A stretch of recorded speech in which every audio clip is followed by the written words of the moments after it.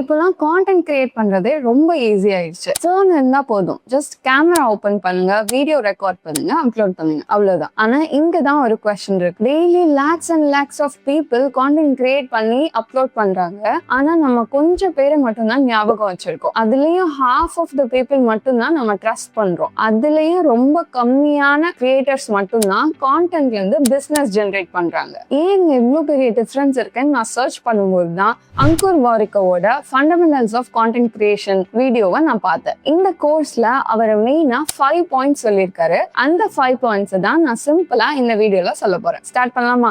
First thing, find your why. நம்ம எல்லாரும் content create பண்ணலாம்னு யோசிக்கும் போதே நம்ம மைண்ட்ல வர கொஸ்டின் என்ன டாபிக் பத்தி பேசலாம், எப்படி வீடியோ போடலாம், டெய்லி வீடியோஸ் போட்டுட்டே இருக்கலாமா, இந்த மாதிரி கொஸ்டின்ஸ் தானே. இது எல்லாமே வாட்ங்கிற ஒரு கேட்டகரிக்குள்ள வரும். பெஸ்டான கிரியேட்டர்ஸ் தான் ஒய்ன்ற கேட்டகரியை யோசிப்பாங்க. சைமன் சினெக்ன்ற ஒரு ஆத்தர் கோல்டன் சர்க்கிள்னு ஒரு கான்செப்ட் சொல்லியிருக்காரு. ஸோ நம்ம மோஸ்ட் ஆஃப் த பீப்புள் வாட்ங்கிற கேட்டகரிக்கு ஆன்சர் பண்ணிடுவோம். அதுதான் அவுட்டர் லேயர்ல இருக்கும். ஸோ நெக்ஸ்ட் லேயர்ல ஹவுன்னு இருக்கும். அதுல கொஞ்சம் எக்ஸ்பீரியன்ஸ்டான பீப்புள்ஸ் மட்டும்தான் ஆன்சர் பண்ண முடியும். அண்ட் ரொம்ப இம்பார்ட்டன்ட் அண்ட் டிஃபிகல்ட்டான கொஸ்டினே ஒய் தான். அது இன்னர் சர்க்கிள்ல இருக்கும். பீப்புள் உங்களோட கான்டென்ட்டை ஈஸியா ஃபாலோ பண்ணிடுவாங்க. பட் உங்களை ரிமெம்பர் பண்ணணும்னா உங்க கான்டென்ட்க்கு பின்னாடி இருக்க பர்பஸை தான் அவங்க ஃபாலோ பண்ணுவாங்க. உங்களோட ஒய்ங்கிற கொஸ்டினுக்கு ஆன்சர் கண்டுபிடிக்க நான் ஒரு 3 questions கொண்டு வந்திருக்கேன். ஃபர்ஸ்ட் கொஸ்டின் கேட்க சிம்பிளா தான் இருக்கும். நீங்க ஏன் கான்டென்ட் கிரியேஷன் பண்ணணும்னு நினைக்கிறீங்க? செகண்ட் கொஸ்டின், நீங்க கான்டென்ட் கிரியேட் பண்றதுக்கு உங்களை எது மோட்டிவேட் பண்ணுது? தேர்ட் கொஸ்டின், நீங்க இந்த கான்டென்ட் கிரியேட் பண்ற மூலமா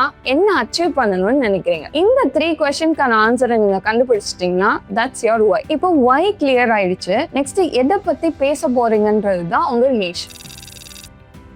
நிறைய கிரியேட்டர்ஸ் இந்த இடத்துல தான் கன்ஃபியூஸ் ஆயிடுறாங்க. ஒரு நாளைக்கு ஏஐ பத்தி போடுறது, ஒரு நாளைக்கு ஃபைனான்ஸ் பத்தி போடுறது, ஒரு நாளைக்கு கோடிங் பத்தி போடுறது. ஸோ இந்த மாதிரி கான்டென்ட் கிரியேட் பண்ணா இந்த கிரியேட்டரை நம்ம எதுக்கு ஃபாலோ பண்ணணும், வாட்ஸ் இஸ் பர்பஸ்ங்கிறத உங்க ஆடியன்ஸ்க்கே கன்ஃபியூஸ் ஆயிடும். ஸோ உங்களோட நீஷை கண்டுபிடிக்க அங்கூர் ஒரு சிம்பிளான ஃப்ரேம் ஒர்க் கொடுத்தாரு. இதுல உங்களுக்கு 2 கொஸ்டின்ஸ் இருக்கு. First one, to I know this? Second one, to people need this? இப்போ இந்த 2 கொஸ்டினுக்கு எஸ் அண்ட் நோன்னு சொல்ற மூலமா உங்களுக்கு 4 பாசிபிலிட்டிஸ் ஆன ஆன்சர்ஸ் கிடைக்கும். ஸோ இந்த 4 காலம்ஸை ஃபர்ஸ்ட் ஃபில் பண்ணிக்கோங்க. ஸோ இதுல இப்போ நோ அண்ட் நோன்னு இருக்க செக்ஷனை எடுத்துக்கோங்க. இதை செகண்ட் தாட்டே இல்லாம அப்படியே இக்னோர் பண்ணிடலாம். Next yes and no. பீப்புளுக்கு இது நீட் இல்ல, பட் எனக்கு இது தெரியும்னு நினைச்சீங்கன்னா இந்த நீஷ் பத்தி நீங்க பேசுறதுக்கு முன்னாடி you have to become big first. நீங்க கான்டென்ட்ஸ் எல்லாம் போட்டு ஒரு லெவலுக்கு வந்தாதான் அதுக்கப்புறம் பீப்புள் உங்களை லிசன் பண்ணுவாங்க. ஸோ அந்த டைம்ல நீங்க இந்த நீஷ் பத்தி பேசலாம். Next no and yes. பீப்புளுக்கு நீட் இருக்கு,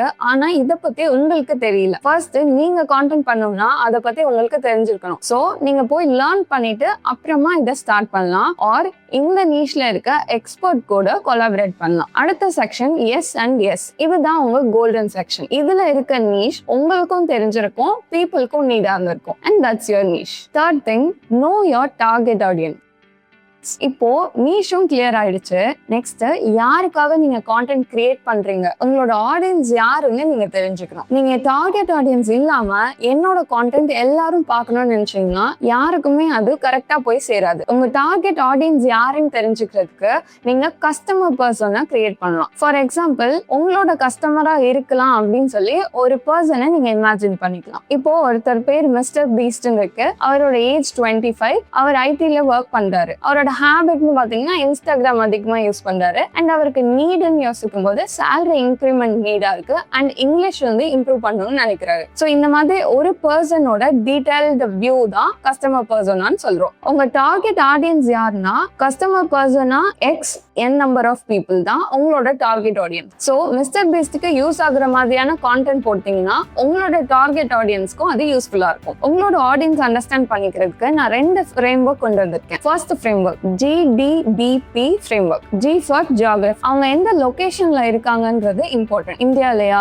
தமிழ்நாட்டுலயா, இல்ல குளோபல் ஆடியன்ஸ்ன்றது நீங்க பார்த்து. Second, D for demography. அவங்களோட ஏஜ் ஃபேக்டர், என்ன ஜாப் பண்றாங்க, எவ்வளவு இன்கம் வாங்குறாங்கன்றதெல்லாம் டெமோகிராஃபிக்குள்ள வரும். B for behavior. அவங்களோட பிஹேவியர் எப்படி இருக்கு, அதிகமா இன்ஸ்டா யூஸ் பண்றாங்களா, யூடியூப் யூஸ் பண்றாங்களா, லாங் ஃபார்ம் வீடியோஸ் அதிகமா பாக்குறாங்களா, ஷார்ட் ஃபார்ம் பாக்குறாங்களா, இந்த மாதிரி இன்ஃபோஸ் எல்லாம் இதுல வரும். P for psychographic. அவங்களோட இன்ட்ரெஸ்ட் எப்படி இருக்கு, பிசினஸ் ஸ்டார்ட் பண்ணணும்னு நினைக்கிறாங்களா, டிராவல் பண்றது பிடிச்சிருக்கா, அந்த மாதிரி அவங்களோட இன்ட்ரெஸ்ட் எல்லாம் இதுல வரும். ஸோ உங்க ஆடியன்ஸோட இந்த 4 கேட்டகரிஸை நீங்க அண்டர்ஸ்டாண்ட் பண்ணிட்டீங்கன்னா அவங்களுக்கு யூஸ் ஆகுற மாதிரியான கான்டென்ட்டை நீங்க கொடுக்க முடியும். இல்லை என்னால் இவ்வளோ டீட்டெயில்ஸ்லாம் கலெக்ட் பண்ண முடியாதுன்னு நினச்சிங்கன்னா ஒரு சிம்பிளான ஃப்ரேம் ஒர்க் இருக்கு. NWL, needs, wants and like. நீட்ல உங்களோட கஸ்டமருக்கு என்ன நீடா இருக்குன்றது தெரிஞ்சுக்கணும். ஃபார் எக்ஸாம்பிள், ஒரு ஸ்டூடெண்ட் காலேஜ் முடிக்கிறாங்கன்னா அவங்களுக்கு ஜாப் நீடா இருக்கும். ஸோ அது நீட்ல வரும். அண்ட் வாண்ட்ல ஆல்ரெடி ஒரு பர்சன் ஜாப்ல இருக்காங்க, அவங்களுக்கு சேலரி ஹைக்கோ ஆர் ப்ரொமோஷன் வேணும்னா அது வாண்ட்ல வரும். அண்ட் லைக், அவங்களுக்கு இப்போ ஆஃபீஸ் பக்கத்துல ஒரு காஃபி ஷாப் இருந்தா நல்லா இருக்கும் அப்படின்னு யோசிச்சாங்கன்னா அது லைக்ல வரும். ஸோ உங்களோட கான்டென்ட் அவங்களோட நீடை ஃபர்ஸ்ட் சால்வ் பண்ணணும், அப்புறமா வாண்ட் வரலாம், லாஸ்ட் ப்ரையாரிட்டியா லைக்கு நீங்க கொடுக்கலாம். 4th point, build your content engine. இப்போ உங்ககிட்ட ஏன் கான்டென்ட் கிரியேட் பண்றீங்கன்ற பர்பஸ் இருக்கு, என்ன நீஷ்ல கான்டென்ட் பண்ண போறீங்கன்றது இருக்கு, அண்ட் யார் உங்களோட டார்கெட் ஆடியன்ஸ்னு உங்களுக்கு தெரியும். நெக்ஸ்ட், கான்டென்ட் கிரியேட் பண்ணிடலாமா அப்படின்னு கேட்டா நோ.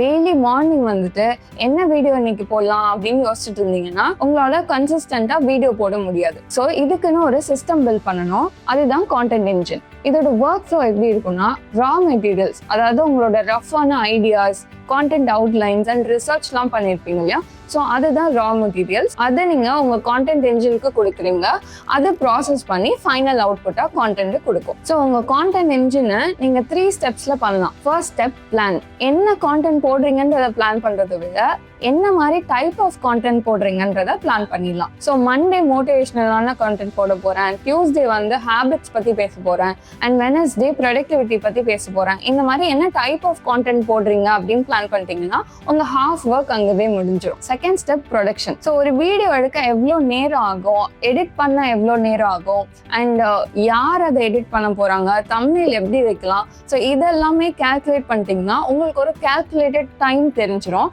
ஸோ இந்த டைம்ல இந்த கான்டென்ட் வெளில போகும் வரும்ன்றதை நீங்க ஈஸியா கால்குலேட் பண்ண முடியும். Third step, system. உங்கள்கிட்ட Canva, Google docs or Notion மாதிரியான ப்ராடக்ட்ஸ் யூஸ் பண்ணி இதை ஒரு சிஸ்டமா பில்ட் பண்ணாதான் இதை உங்களால லூப் பண்ண முடியும். இதுல இன்னொரு இம்பார்ட்டன்டான திங் தான் டேட்டா. எவ்வளோ வியூஸ் போயிருக்கு, எவ்வளோ ஷேர் போயிருக்கு, காமெண்ட்ஸ் எப்படி இருக்கு, அண்ட் வாட்ச் டைம் எவ்வளோ இருக்குன்னு இந்த எல்லா டேட்டாவையுமே நீங்க வீக்லி வைஸோ இல்லை வீடியோ வைஸோ மந்த்லி வைஸோ கலெக்ட் பண்ணி வச்சுக்கணும். ஸோ தட் உங்களால ஒரு மெட்ரிக் யூஸ் பண்ணி நெக்ஸ்ட் எப்படி இம்ப்ரூவ் பண்ணலாங்கிறத பார்க்க முடியும். Last thing, personal branding. இப்போ நான் ஒரு பிக்சர் காட்டுறேன், இவர் பார்த்தா உங்களுக்கு என்ன ஞாபகம் வருதுன்னு சொல்லுங்க. ரஜினிகாந்த்.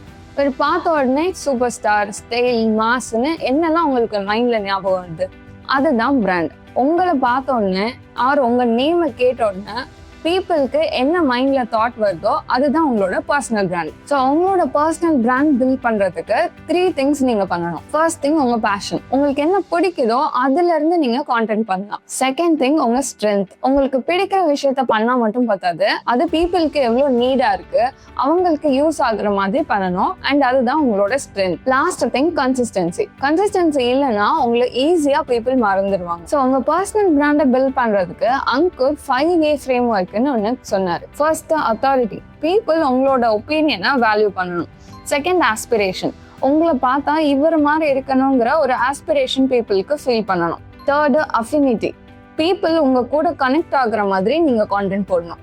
Fourth, authenticity. நான் பீப்புள் கூட கனெக்ட் பண்ணணும், நான் யூனிக்கா தெரியணுங்கிறதுக்காக உங்களோட ஒரிஜினாலிட்டியை நீங்க மிஸ் பண்ணக்கூடாது. உங்களோட கான்டென்ட் உங்க ஒரிஜினல் தாட்ஸை ரிஃப்ளெக்ட் பண்ற மாதிரி இருக்கணும். Last, artistic. உங்க கான்டென்ட் குவாலிட்டிக்கு இம்பார்ட்டன்ஸ் கொடுங்க. சிம்பிள் எடிட் இருந்தாலே போதும், பீப்புள் உங்களை ஃபாலோ பண்ணுவாங்க. ரொம்ப இம்பார்ட்டன்டான திங் நீங்க ரிமெம்பர் பண்ணணும்னா, நீங்க டிஃப்ரெண்டா இருக்கீங்க, யூனிக்கா கான்டென்ட் போடுறீங்கன்னா பீப்புள் உங்களை நோட்டீஸ் பண்ணுவாங்க. பட் கன்சிஸ்டன்டா இருக்கீங்க, உங்க கான்டென்ட்லாம் ட்ரஸ்ட்வர்த்தியா இருக்குன்னா தான் பீப்புள் உங்களை ரிமெம்பர் பண்ணுவாங்க. இப்போ நம்ம பார்த்த 5 பாயிண்ட்ஸுமே இன்டர் ரிலேட்டட் தான். ஸோ நீங்க எந்த பாயிண்ட்டையுமே ஸ்கிப் பண்ண முடியாது. இந்த 5 திங்ஸையும் இன்க்ளூட் பண்ணி கிரியேட் பண்ணீங்கன்னா பீப்புள் ட்ரஸ்ட் பண்ற இம்பாக்ட்ஃபுல்லான கிரியேட்டரா உங்களால ஆக முடியும். இந்த ஃப்ரேம் ஒர்க்ஸ்லாம் ரியல் டைம்ல எப்படி யூஸ் பண்ணலாம், ஆர் என்ன கான்டென்ட்டை மானிட்டைஸ் பண்ண முடியும், எந்த மாதிரி டாபிக்ஸ்லாம் நெக்ஸ்ட் கவர் பண்ணணும்னு கமெண்ட் பண்ணுங்க.